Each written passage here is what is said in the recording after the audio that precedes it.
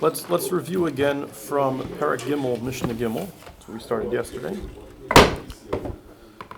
The Mishna says, "Noshim v'avadim v'ketanim p'tur mikriya Shema u'min tefillin," that women, slaves, and young children are exempt from kriya Shema and tefillin.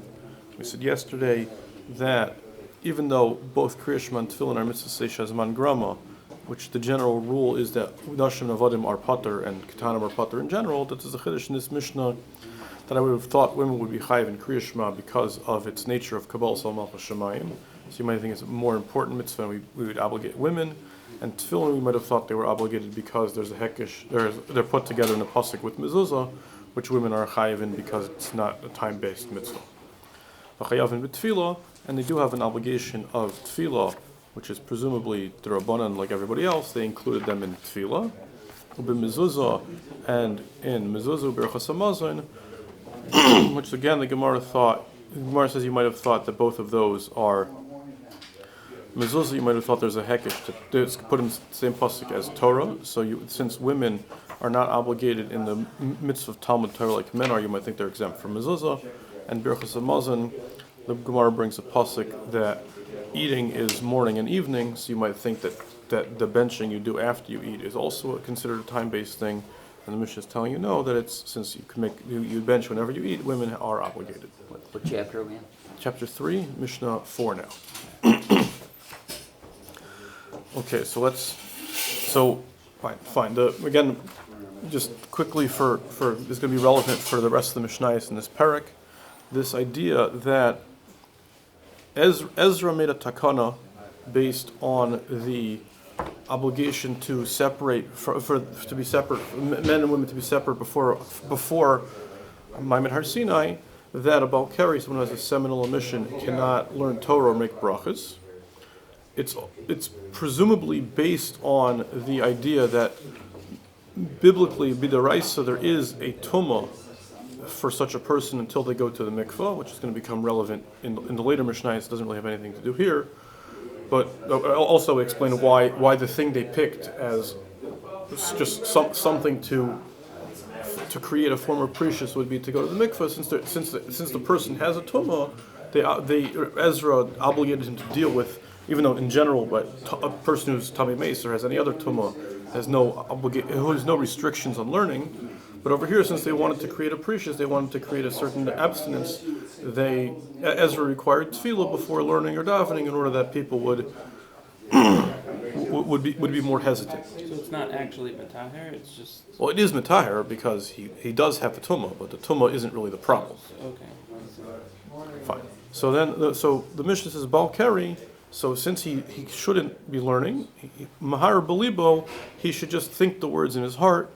And again, the Gemara brings as machlokes whether we see from here that thinking the words of Kriya Shema for anybody would suffice, and you do fulfill your obligation fully, and we just don't want you to speak because by Har Sinai it was with speech. So if you don't speak, it fits the parameters, or maybe you don't fulfill your obligation, but since everybody else is being Mekabel Malchus Shemayim, you don't want to just sit there doing nothing, so you should think the words.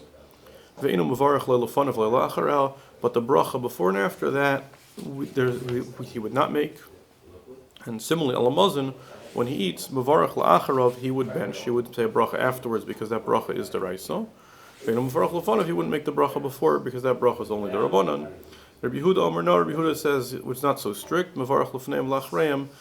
A Baal Keri could make brachas. He could make a bracha before Kriya Shema. I think for sure before and after eating. I think also before and after Kriya Shema. Fine, but he would not. But everyone agrees in this Mishnah he would not daven, which leads into the next Mishnah, to Mishnah Hey. Hayoimid b'tefillah, if he was in the middle of davening, v'nizker shehu Baal Keri, and he remembers, oops, I'm a Baal Keri, I shouldn't be davening now. So lo yafsik, he should not just stop. Eliyakatzer, he should abbreviate and try to shorten his Shemona Esrei, but he would not just stop in the middle. Okay. Yared Litbol, let's say he went to go to the mikvah before, now back to Zman Kriya Shema. Im Yachal Alis, if he can get out of the mikvah, V'lischasus, and to get dressed, V'likrois, and say Kriya Shema, ad shleitina sachama, before sunrise, which is the ideal time to say Kriya Shema. Yalav Yischas V'Yikra, he should do that. He should go to the mikvah, come out, get dressed, then say Kriya Shema. V'im lav, if there's not enough time, so that if he gets dressed, he'll miss this mind for the time for Kriya Shema. Yischas b'mayim, he should cover himself with the water, V'Yikra, and read Kriya Shema. And the Gemara speaks out. It has to be that the water you can't see through the water. So either you could have dirty water, or he could agitate the water so that you can't see through it, and then he'd be able to say Kriya Shema using the water to cover himself. He shouldn't cover himself with putrid water, or water that flax was soaked in. And then the Gemara says over here that there's an implied missing piece, and certainly not in or even near urine, unless he dilutes it by adding water. How far, if it's undiluted, must he distance himself? And from fecal matter, that's arba amos, we have to go at least 4 amos away. Okay, then Mishnah Vav is a little bit complicated. Mishnah Vav is going to deal with the interplay of Zav and Baal Keri. So Baal Keri is has two pieces, like we said in Mishnah Daled. One is there's a tumah that lasts only till sunset, then he goes to the mikvah and he becomes tar. Zav, which he has a different type of emission. The Rambam calls it diseased semen. It's clear from the Mishnayos and Zavim it's not it's not a disease, because there are 7 things that would exempt a Zav from having dinim when he sees a emission, and one of them is being sick.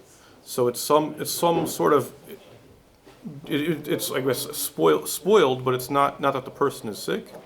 The Gemara brings a Tosefta that describes it as with specific terms that mean absolutely nothing to me, like the water that comes from barley dough. I don't have any idea what that means. So the Zav has more complicated dinim. The dinim of Tumah for a Zav, if he sees once, then he's tamei the same as a Baal Keri for 1 day till sunset goes to the mikvah. If he sees twice, then he's tamei for 7 days. Twice means either 2 separate times in 1 day, or 2 consecutive days, or even once that spans going from 1 day to the next. If he sees 3 times, then he has to bring a carbon. That's not discussed in this Mishnah. What the Mishnah does, so the Mishnah says, Zav Shera Keri. So if he was already a Zav, which means he's not planning on going to the mikvah for 7 days from when he became a Zav, Shera Keri, and now he becomes a Baal Keri. So going to the mikvah won't help anything. He'll still be tamei, or the nidah shepalta shechva zera, or if you have a nidah, again, it's the same setup, that she needs to wait 7 days till she goes to the mikvah, and she's paleta shechva zera, she expels shechva zera that she got, that also has the same status as Baal Keri, and she has the same problem that she's not going to go to the mikvah anyway, or going to the mikvah will not make her tahar anyway, because she has to wait 7 days till she can go to the mikvah. Or the other order. First she has tashmish, and she gets the status of a Baal Keri that she should need to go to the mikvah in order to learn to make brachos or Torah. Shirasa nidah, and then afterwards she saw nidah. So now it's not going to help anything for Tumah to go to the mikvah because she's going to be tamei anyway for 7 days. So the first Tana says in all these cases tzrichin tefillah. Nevertheless, she does need tefillah. Rabbi Yehuda says, no, if you're not going to become tar anyway, we're not going to make you go to the mikvah just for this takanah of Ezra, just for Baal Keri. We'll let you wait till the end when you'll actually become tar, and you can go to the mikvah then. Okay, stop here.